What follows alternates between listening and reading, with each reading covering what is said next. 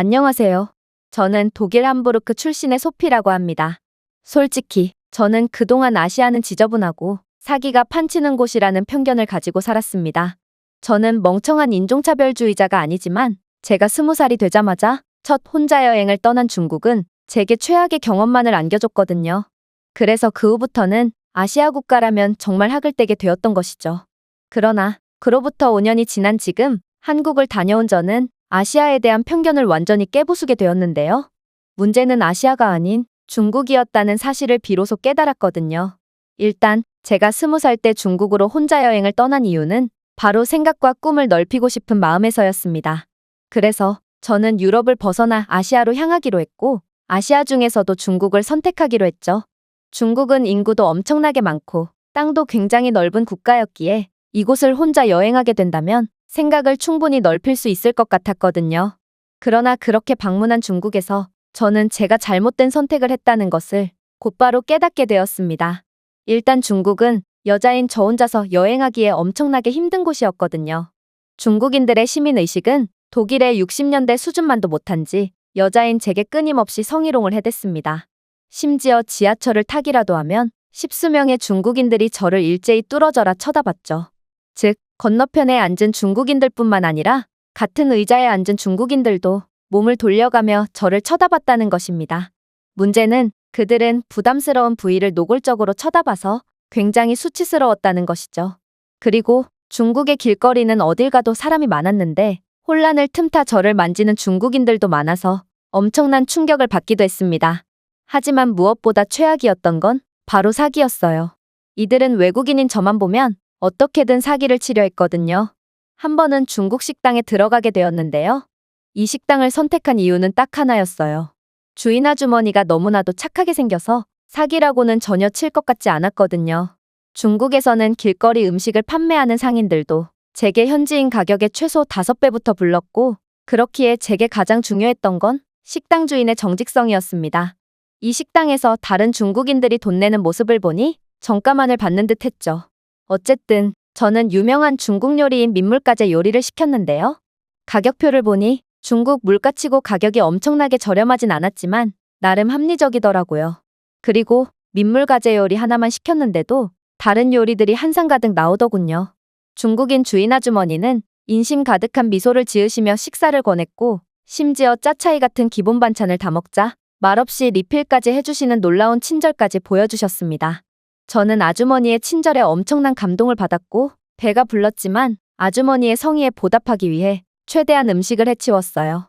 그렇게 중국 요리를 다 먹고 친절했던 중국인 아주머니께 팁이라도 드릴 생각으로 계산대로 갔는데 저는 계산서를 보고 경악을 금치 못하고 말았습니다. 왜냐하면 음식값이 30만 원이 넘게 청구되어 있었거든요. 이건 말도 안 됐어요. 이 금액이면 거의 그 당시 중국인들의 평균 월급쯤 되는 큰돈이었고 아까 제가 봤던 민물가재 요리의 가격과도 전혀 달랐거든요. 저는 그때까지만 해도 제게 무슨 일이 닥쳐왔는지 이해조차 하지 못했고 그저 다급히 번역기 앱을 켜서 계산서를 잘못 받은 것 같다고 전했죠. 그러나 아주머니는 가재 요리와 함께 나온 다른 요리까지 전부 먹었으니 돈을 전부 내야 하고 민물가재의 가격도 마리당 가격이었다며 메뉴판 우측 하단 구석지에 조그맣게 적힌 마리당 가격이라는 글자를 보여주는 거 아니겠어요? 또한 자신이 임의대로 준 짜차이 리필도 유료였다며 이 가격이 맞다고 말하더군요. 독일에도 유료 식전빵 등의 비슷한 문화가 있지만 그건 앉기 전에 미리 세팅되어 있기에 유료인 것을 인지하기 쉽습니다. 그런데 중국인 주인은 제가 주문한 메인 요리와 함께 다른 요리들을 동시에 내온 것을 보아 이건 의도가 너무도 다분하다고 느껴졌어요. 저는 그때 20살이라 돈도 없었고 이 돈을 전부 낸다면 곧바로 귀국해야 했기에 더욱 절박하고 화가 나더라고요. 그래서 이러한 사기에 응할 수는 없다며 돈이 없다고 버티기 시작했습니다. 그러자 그렇게나 사람 좋은 미소를 짓던 아주머니는 완전히 돌변하더니 주방에서 중식칼을 가지고 와서 저를 위협하기 시작했어요. 저는 중국어를 모르기에 그녀가 제게 뭐라고 말했는지는 모르겠지만 그녀의 광기 어린 눈을 보니 제가 돈을 지불하지 않으면 끔찍한 일이 벌어질 것만 같았습니다. 그때 어떤 중국인 아저씨가 번역기를 내밀더군요.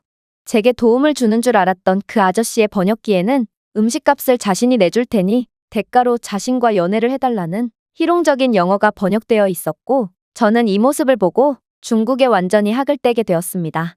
그렇게 저는 중식칼을 들고 협박을 하는 중국인 아주머니가 두려워서 억지로 돈을 내야 했고, 돈이 떨어진 저는 중국에 오자마자 독일로 돌아가야만 했습니다. 그 후로 저는 아시아에서 가장 큰 중국이 이 정도니 다른 아시아 국가들도 마찬가지일 거라는 생각을 하게 되었습니다. 그렇게 아시아라면 치를 떨게 된 것이죠. 학교의 아시아 유학생 친구들과도 안 어울리려고 애써 무시할 정도였으니 중국이 제게 어떤 감정을 안겨줬는지 대충 상상이 가실 겁니다. 그러다 저는 뜬금없게도 한국인 유학생 친구와 친해지게 되었어요. 제가 곁을 안 주려고 해도 이 친구는 엄청나게 착하고 배려심이 깊어서 마음을 열 수밖에 없었죠.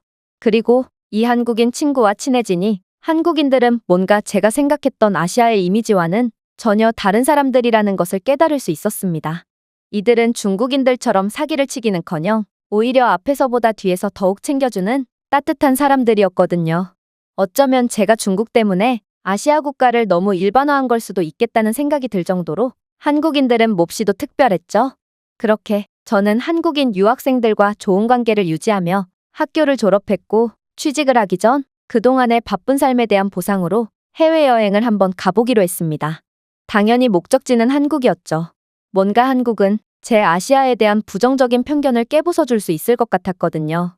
저는 한국인 친구들이 여수 밤바다라는 노래를 그렇게나 불러댔던 것을 기억했고, 저도 모르게 전라도 여수로 떠나게 되었습니다. 그리고 긴 비행으로 허기졌던 저는 여수에 도착하자마자 그냥 아무 식당이나 들어갔죠.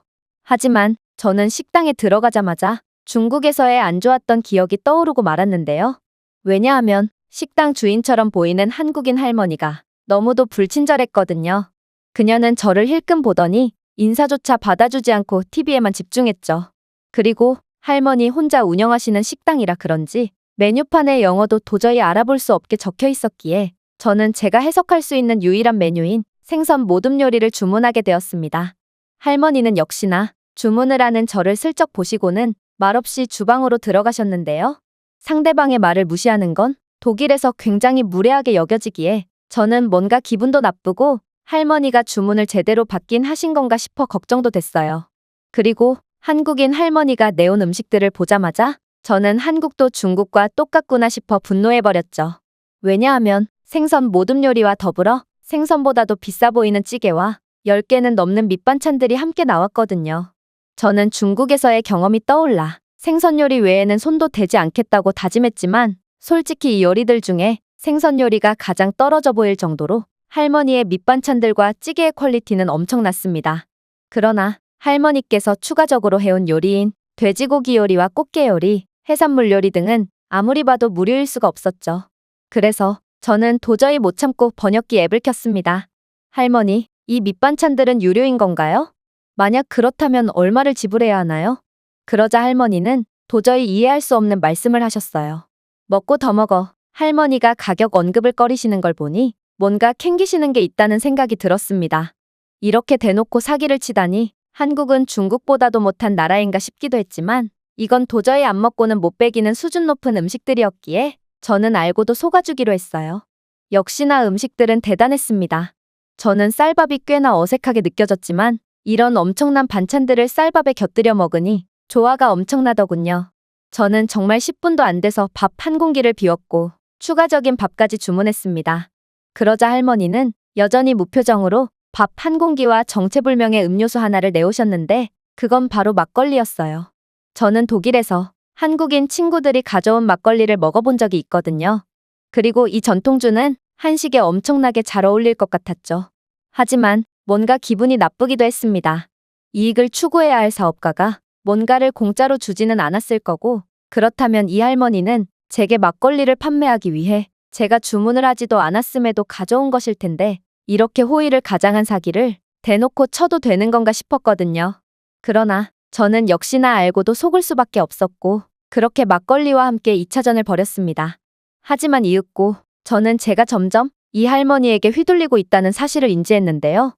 왜냐하면 할머니는 제가 다 먹은 밑반찬들을 말없이 들고 가셔서 계속해서 리필해 오셨거든요.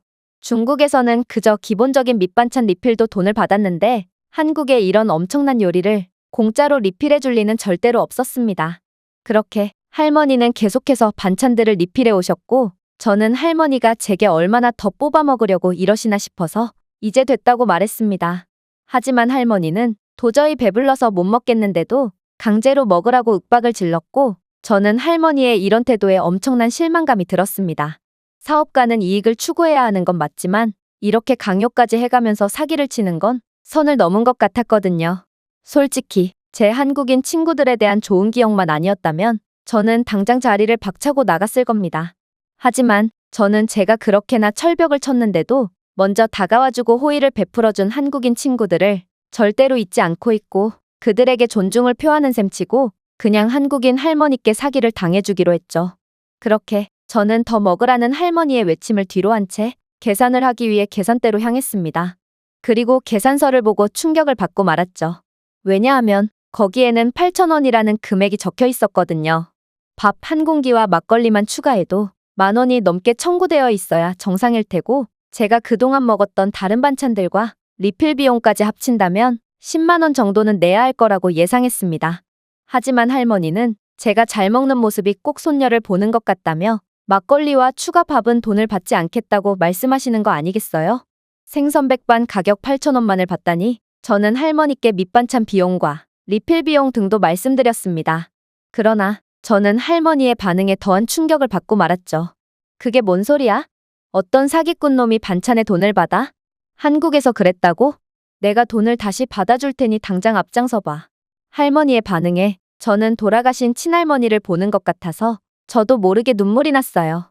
어떻게 생전 처음 보는 외국인에게 이런 호의를 베풀어 주시는 걸까요?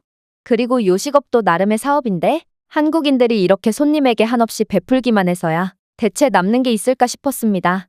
한국은 중국과는 차원이 다른 국가였던 거죠. 그렇게 저는 한국에서 독일과 중국에서는 도저히 경험할 수 없었던 따뜻한 경험만을 한 채로 좋은 기억만 안고 독일로 돌아갔습니다. 그리고 얼마 안 있어 잡힌 면접에 대한 답변으로 한국인들에게 느낀 제 감정을 솔직히 말했고, 결국 원하던 기업에 합격하게 되었죠. 손님들에게 어떤 식으로 응대해야 최대한의 이익을 취할 수 있냐는 질문에 저는 눈앞에 이득만 보는 게 아닌 손님을 사람 대 사람으로 진심을 담아 대하는 게 중요하다고 대답했거든요. 그리고 손님들에게 진심으로 베풀면 오히려 장기적인 측면에서는 이득이라고 덧붙였죠. 식당 입장에서는 단골 손님을 잡은 셈이고, 그 단골 손님은 계속해서 다른 손님들을 몰고 올 테니 말입니다. 당연하게도 이건 제 한국에 대한 경험담입니다.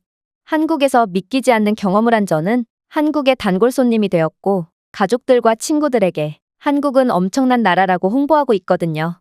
제 말을 듣고 생각에도 없던 한국 여행에 도전한 친구들도 많고, 한국에서 엄청난 감동을 느낀 이들은 또 다른 단골 손님이 되어 한국 홍보에 열을 올리고 있죠. 어쨌든 회사 측은 제 경험에서 우러나온 진심을 이해했는지 저는 수많은 경쟁률을 뚫고 원하던 기업에 당당히 합격할 수 있었습니다. 이건 전부 한국 덕분이라는 것을 알기에 저는 한국을 더욱 사랑하게 되었죠. 입사까지는 아직 시간이 남았으니 한국의 단골 손님인 저는 한국에 재방문해서 또 다른 추억들을 쌓아보려고 합니다. 이 외국인의 글은 여기까지입니다. 한국 식당에서 잊지 못할 경험을 한 독일 여성의 사연이었습니다. 제가 준비해온 내용은 여기까지입니다. 끝까지 시청해주셔서 진심으로 감사드리며 여러분들의 구독과 좋아요, 알림 설정은 영상 제작에 큰 힘이 됩니다. 이상 세모튜브였습니다.